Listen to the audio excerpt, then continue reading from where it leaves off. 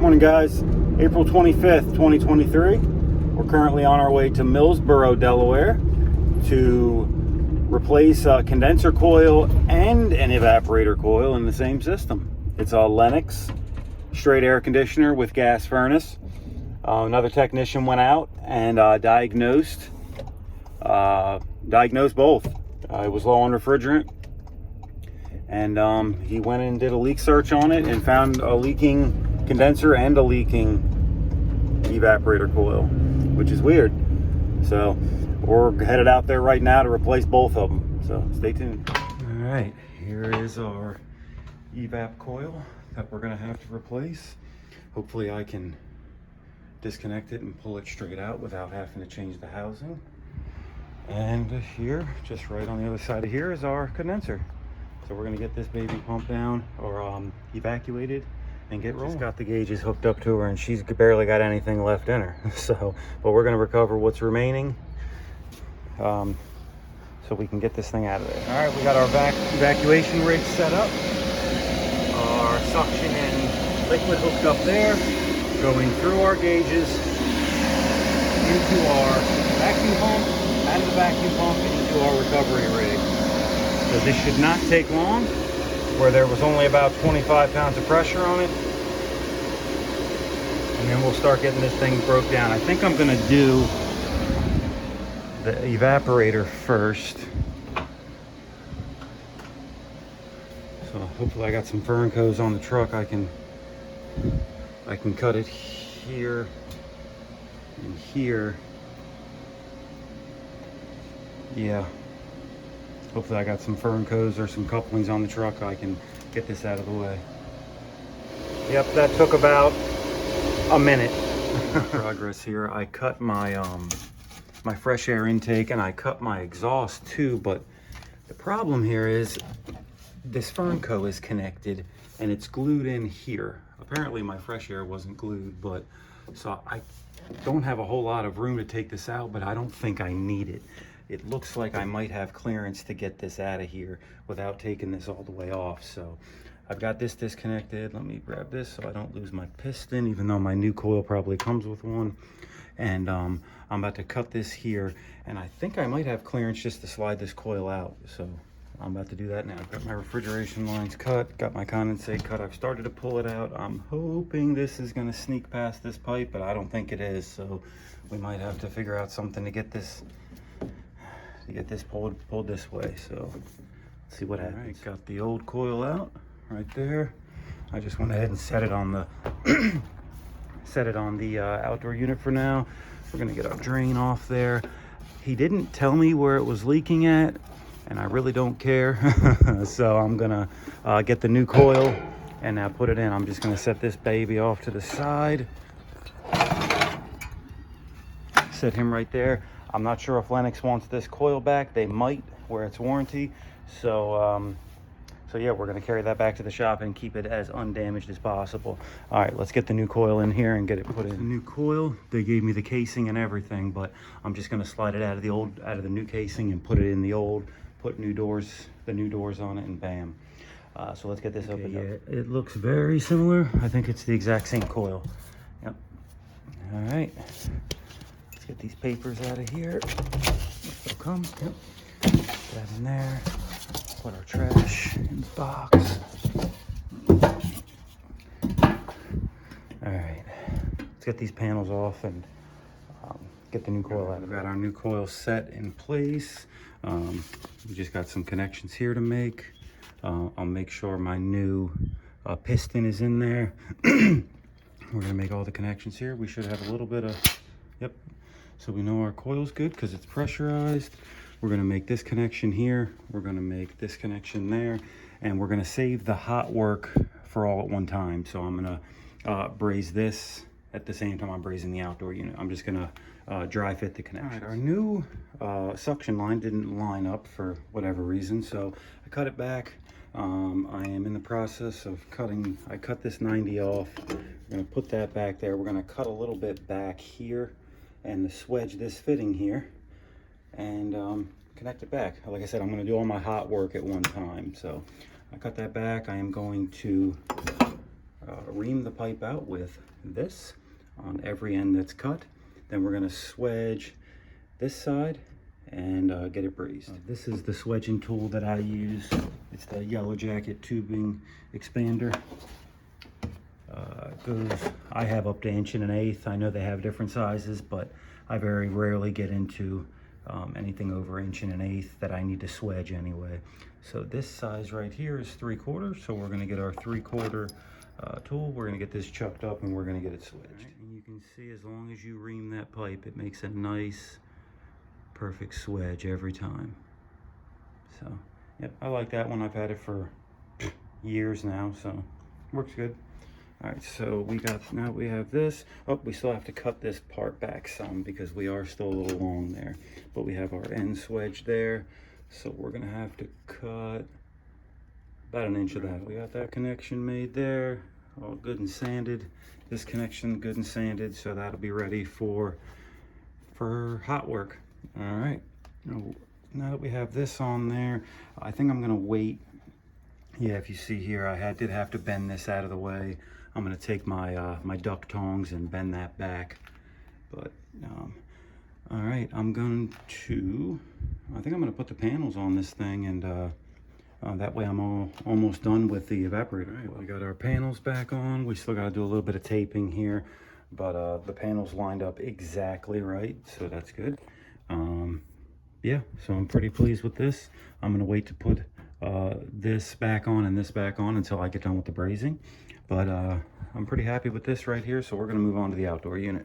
All right, so here she is. We're gonna start getting all these panels off and getting this thing out of here. First thing I'm gonna do though is actually get the old or the new coil back here, just to make sure that it looks the same and everything's good with that. Matter of fact, I'm gonna take my old coil, I'm gonna take that and I'm gonna put it right in the new box.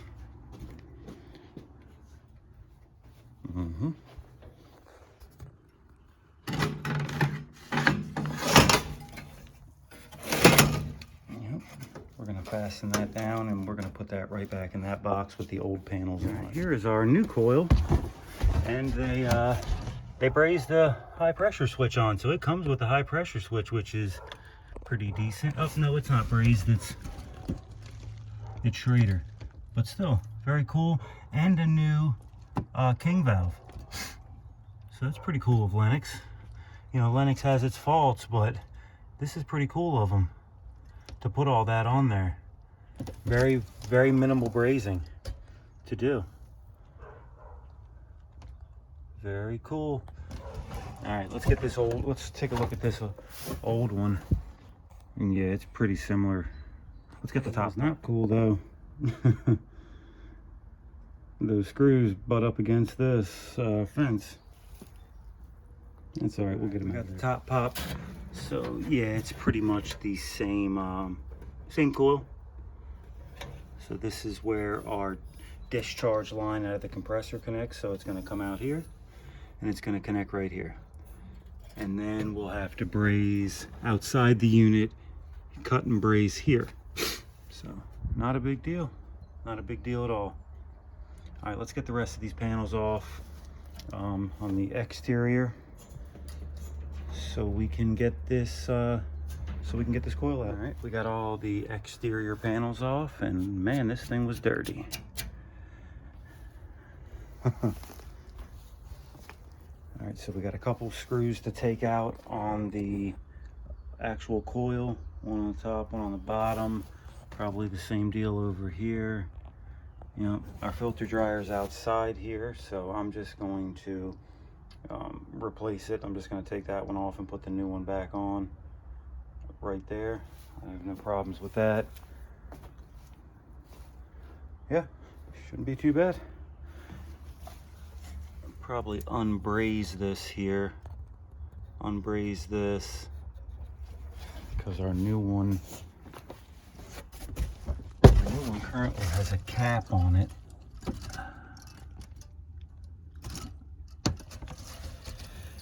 So yeah, we don't have a whole lot of room to play there, so probably unbraze that and then braze the new one on. All right, I've got all my screws taken off. I've taken this panel and laid it down because I'm going to be pulling the king valve out too. So that's why I did it like that. And I think what I'm gonna do is I'm going to cut this here. You know what, I'm undecided on that, because that makes another braze joint. I was thinking if I cut it here, it'll be free and I can take it all out. Just take this piece off, braze it on the new one, set it in place, so all I have to braze is right here, so less chance of mistakes. So, but I don't know, I should be able to get to this easy enough to unsweat that, and yeah, that shouldn't be too bad. So, all right, let's see. Something I just noticed here, right there. Looks like the dog's been peeing on this, so that's where the leak was. Wow.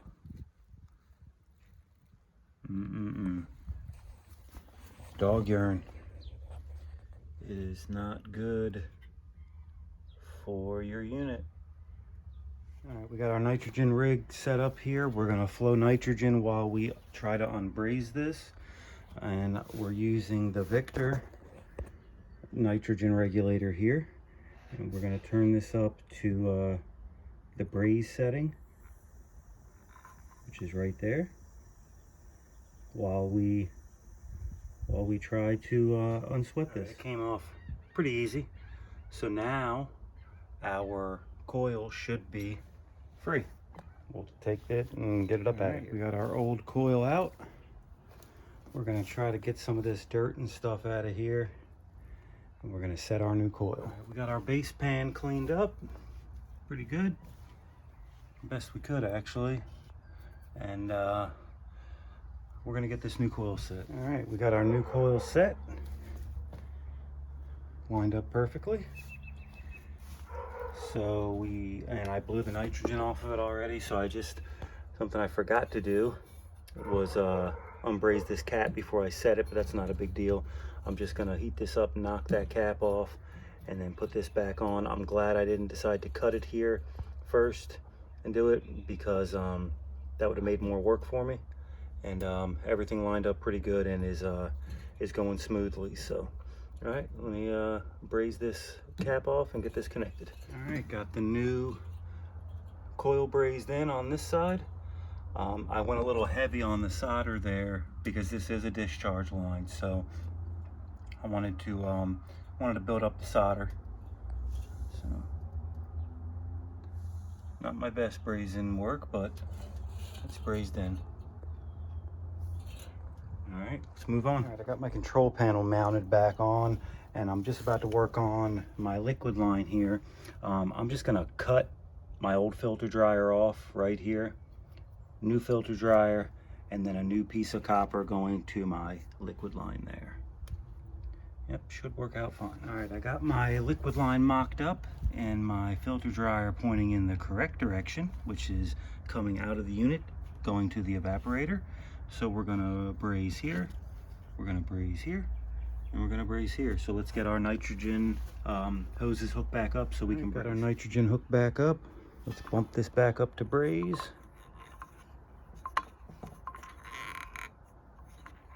Oh, I think I got it off. Oh, it would help if it's on. Okay, let's go. Let's turn that back down now. All right. Bring that up to the braze setting. All right, and let's get brazing. All right, we got our rag for protection here on our king valve. We're gonna go ahead and braze this liquid.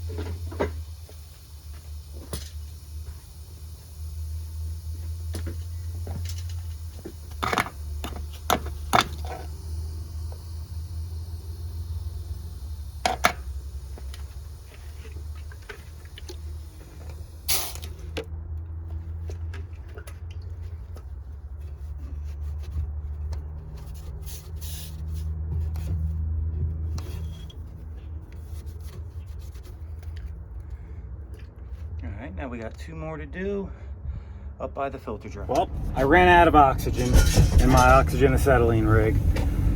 I stopped by the supply house this morning to get nitrogen refill, oxygen refill, and acetylene refill, and he had everything but the oxygen. So I thought I might have had enough, but turns out I didn't. So now I got to drive 20 minutes to a supply house and 20 minutes back. I'm not happy about it, but I gotta get those lines brazed up. But it turns out I would have had to run at least to some plumbing supply to get some Ferncos, flex couplings, whatever you guys call them, to repair that fresh air and exhaust.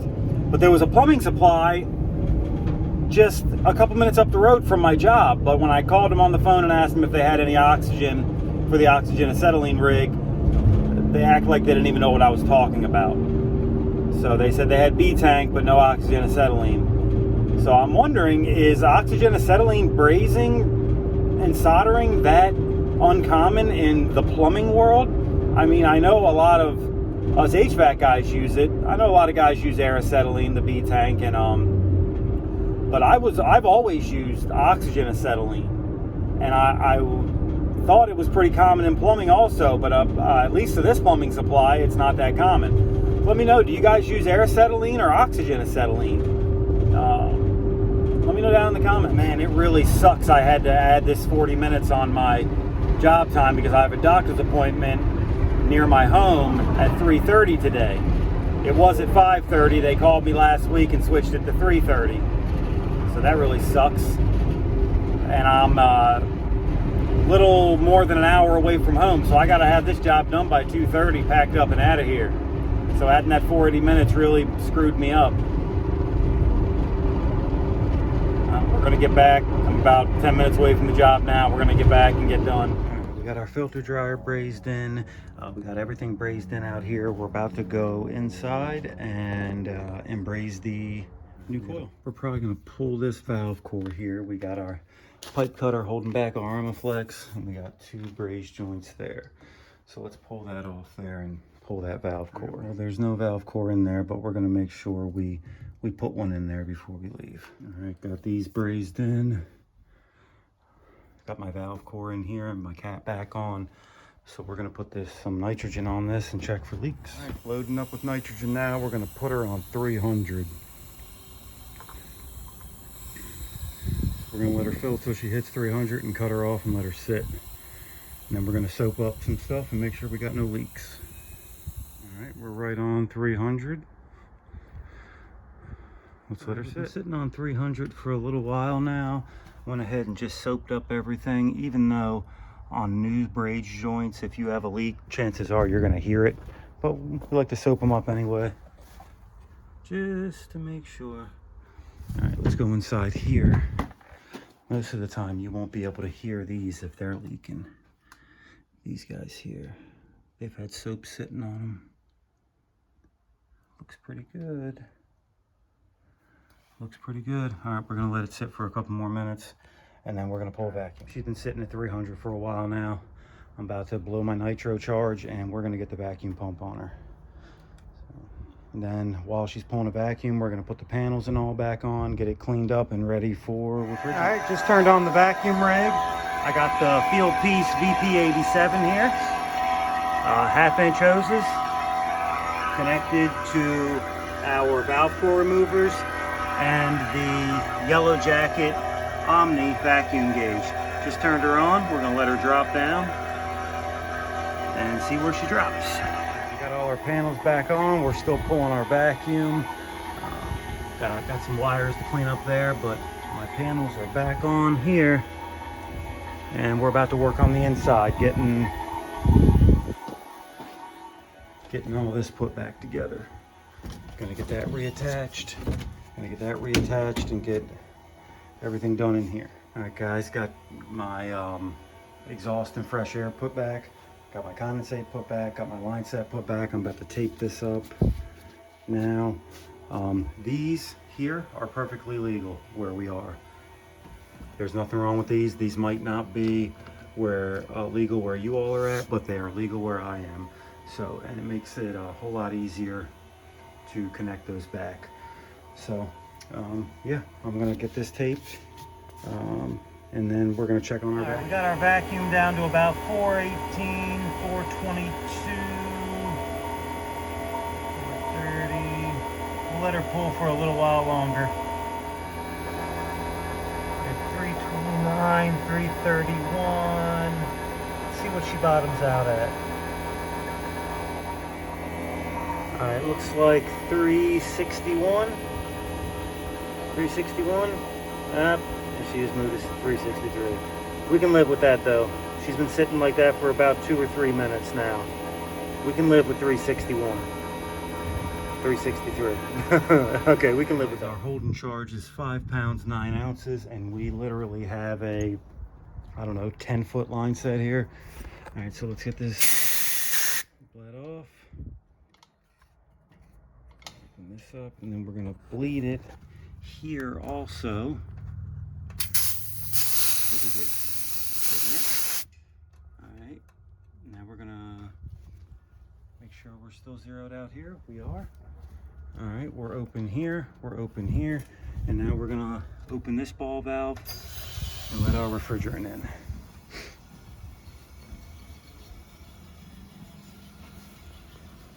All right, and now I'm gonna open this side up and bleed it off here. We don't want no air in our system. There we go. Now we're gonna close this back off because I wanna dump all the liquid through the liquid side. And then we're gonna open this up and let her equalize. All right, we got about a pound in, over a pound. It's probably not gonna take all 5 pounds 9 ounces, but we're gonna get this thing turned back on and start it up. Let me fix this first before we put power to it. I'm gonna zip tie all that back. All right, looks like we took about 3 pounds 3 ounces. I got the thermostat calling. Contactors pulled in. All right, let me put these zip ties on here. I want to have everything in order before we turn this thing back on and finish putting the 5 pounds in. I should mention earlier I had my valve core removers on here. One of them started leaking. I couldn't get it to stop leaking, so I just pulled them both off. I put my valve cores back in and put my short hoses on here and pulled my vacuum still through my big hoses. So I had to improvise to get myself by. Still got down to a 360 micron vacuum. But this is not the way I typically do it. Usually I do it with my valve core removers. So now I'm gonna go buy 2 new valve core removers next time I'm at the supply house. But I just figured I'd let you guys know because I knew this rig looked different than when I first started, and I forgot to mention that earlier. So, all right, we're about to start this thing up, and we're gonna get the rest of the charge in there. All right, guys, we got just over 5 pounds in her. I'm gonna disconnect my high side here. I'm gonna hook up my Testo Smart Probes, and we're gonna put the trim charge in using superheat and subcool. All right, here we go. So we're close. We're pretty close here.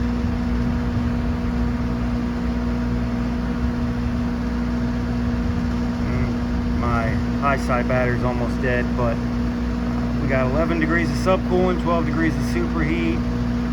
Looks like we have a 14-degree split. The house must be pretty cool inside there. Yeah, we're pretty close. Let's look at the charging chart on this thing.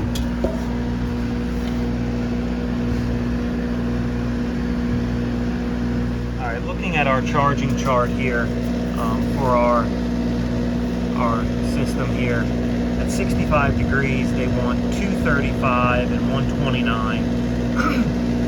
And I'm a little cooler than 65 degrees here in the shade. I think I'm right around 60 degrees out here.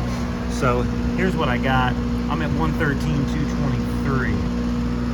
12 degrees of subcooling, 8 degrees of superheat, and I have a 22 degree split.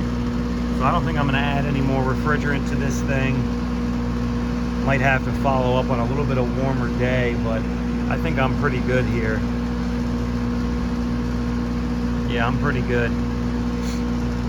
So, let's check our amp draw on our compressor. Pulling 4 amps. Whole unit's only pulling 5.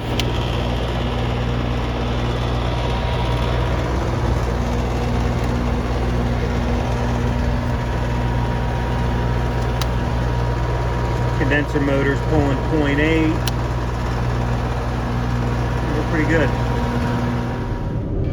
Alright guys, I couldn't film a whole lot of the end of that because I was trying to get finished up and get out of there because I got a doctor's appointment I got to get to. But it's not every day you do evap and a condenser in the same system on the same day. So that's what we did here today. We got her knocked right out. So, alright guys, that's it for this one. Please like and subscribe to the channel. I'm off to my doctor's appointment actually.